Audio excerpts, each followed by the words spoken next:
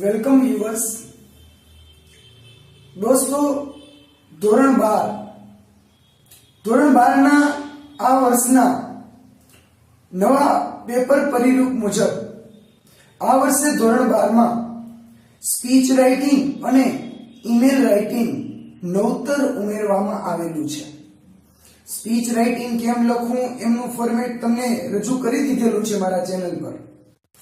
આ તબક્કે હું જે રજૂ કરું છું એ સ્પીચ રાઇટિંગ ફોર્મેટ છે, એટલે કે વક્તવ્ય કેવી રીતે આપવું.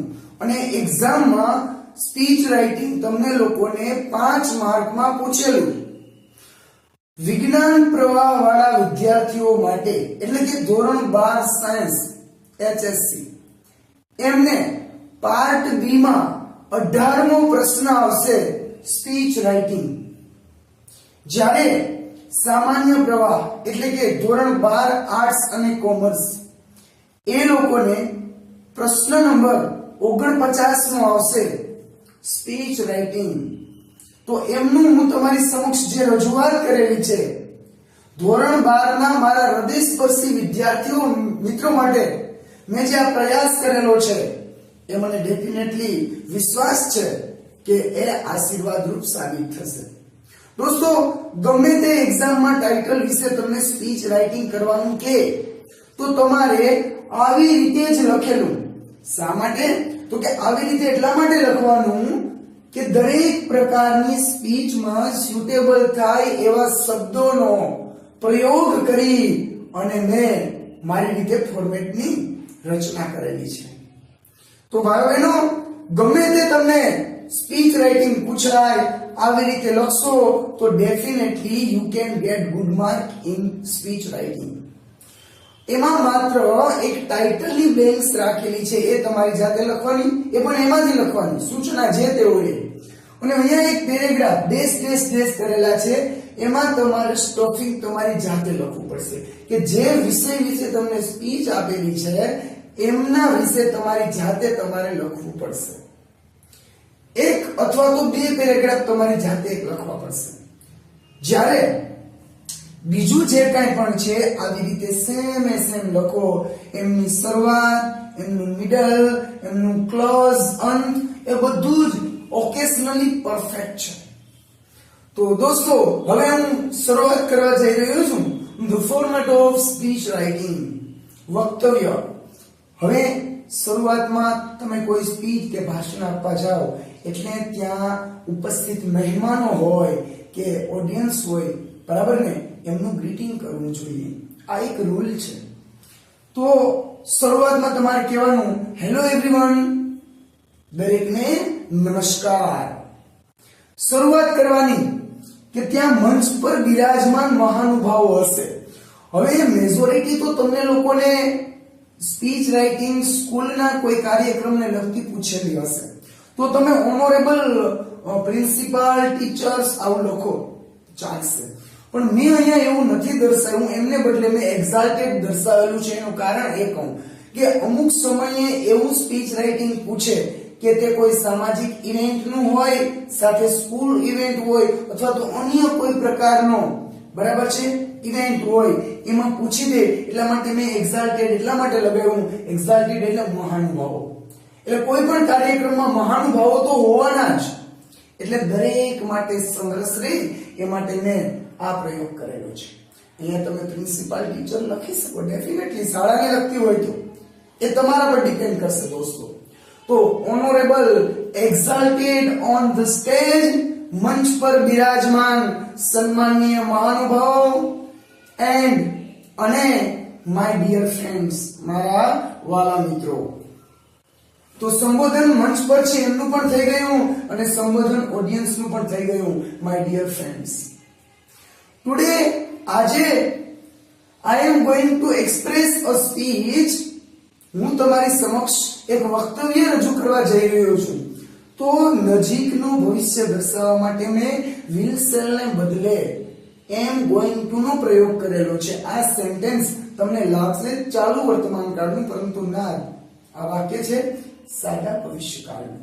તો ટુડે, આજે I am going to express a speech express એટલે વ્યક્ત કરવી. હું તમારી સમક્ષ એક વક્તવ્ય રજૂ કરવા જઈ રહ્યો છું.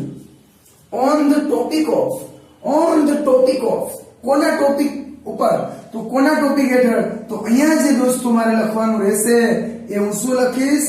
તો અહીંયા જે હું લખીશ એ શેમાંથી આવશે? એ ટાઇટલ માંથી આવશે કે જેના વિશે તમને સ્પીચ આપેલી છે. સાયન્સ વાળાને 18મો પ્રશ્ન પાર્ટ બી, જ્યારે કોમર્સ આર્ટ્સ વાળાને 49મા પ્રશ્નમાં જે ટાઇટલમાં આપેલું છે જેના વિશે તમે સ્પીચ ડિલિવર્ડ કરો એ લખવાનું રહેશે.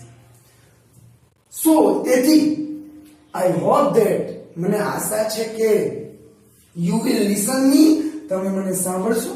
કામલી, શાંતિપૂર્વક ક્રિયા વિશેષણ દર્શાવો. તો મને આશા છે કે તમે મને શાંતિપૂર્વક સાંભળશો. એક પેરેગ્રાફ પૂરો થયા પછી, પેરેગ્રાફ પહેલોની શરૂઆત આપણે અહીંયાથી કરી હતી પેરેગ્રાફ પાડવાની, તો એમના પછીનો નીચેનો પેરેગ્રાફ પણ ત્યાંથી જ આવવો જોઈએ. તો એ પણ અહીંયાથી મેં શરૂઆત કરી, બરાબર છે. અને એમના પછીનો પેરેગ્રાફ પણ અહીંયાથી જ આવવો જોઈએ, એમના પછીનો પેરેગ્રાફ પણ અહીંયાથી આવવો જોઈએ, અને એમના પછીના વાક્ય કે શબ્દની શરૂઆત અહીંયાથી થવી જોઈએ. આ એક સીધી લીટી જળવાવી જોઈએ.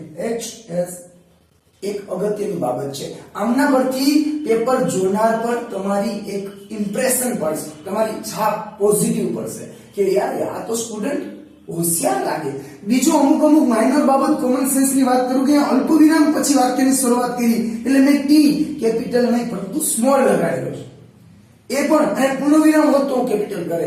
જ્યારે આઈ ઇઝ ઓલવેઝ કેપિટલ એવો રૂલ છે ગ્રામેટિકલ, તો આઈ હંમેશા કેપિટલ હોય તો આઈ મેં કેવો કરેલો છે?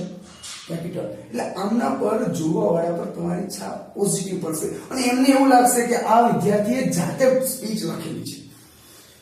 પેરેગ્રાફ બીજો એ પણ મેં બનાવી દીધો કે કોઈ પણ સ્પીચ હોય, વક્તવ્ય તમે રજૂ કરો, એની શરૂઆતમાં કોઈ અમુક શેર શાયરી રજૂ કરે, અમુક સુવિચાર રજૂ કરે, તો સ્પીચમાં સુવિચાર રજૂ કરો એ થોડું સારું ગણાય. તો અહીંયા સુવિચાર કયો લખવો એ હું દ્વિધામાં હતો. તો મેં એવો એક સુવિચાર રજૂ કરવા માટે ક્લિક કરેલો છે કે દરેક પ્રકારની સ્પીચ હોય આ સુવિચાર સ્યુટેબલ રહેશે. તો someone said that, કોઈએ કીધું કે, કોઈએ કીધેલું છે કે silence is as deep as eternity. Silence એટલે મૌન, ડીપ એટલે ઊંડું, એટર્નિટી એટલે અનંતકાળ. મૌનને અનંતકાળ સાથે સરખાવેલું છે. પોઝિટિવ ડિગ્રીનું વાક્ય છે, બરાબર, કે મૌન એ એટર્નિટી એટલે અનંતકાળ જેટલું ઊંડું છે. જ્યારે અલ્પવિરામ, જ્યારે સ્પીચ આ વક્તવ્ય is as shallow as time, જ્યારે વક્તવ્ય એ સમયની જેમ જ shallow એટલે છીછરું છે. તો આ વિચાર એવું કહેવા માંગે છે કે શ્રોતાગણ જે છે એના આંતર માનસ પટમાં એમનું જે સાયલેન્સ છે, મૌન, એ અનંતકાળ જેટલું ઊંડું છે, ઊંડાણમાં જે બાબત છે, અને એને કોઈ વક્તા દ્વારા એટલે કે આપણા દ્વારા એ સમયની સાથે સહેલું એટલે છીછરું કરવાનું એક પહેલ કરવી પડશે. ત્યારબાદ having follow this code, having follow, આ વાક્ય પરફેક્ટ, બરાબર છે, આ વાક્ય પરફેક્ટ પાર્ટિસિપલ છે. Having plus V3, having followed this code, આ સુવિચારને અનુસરતા I shall express my views એટલે વિચારો, હું મારા વિચારો એક્સપ્રેસ કરીશ એટલે રજૂ કરીશ with my speech, મારા વક્તવ્ય સાથે. આ સુવિચારને અનુસરતા હું દર્શક મિત્રો તમારી સમક્ષ મારા વિચારોને મારી આ સ્પીચ થી, મારા આ વક્તવ્યથી રજૂ કરીશ.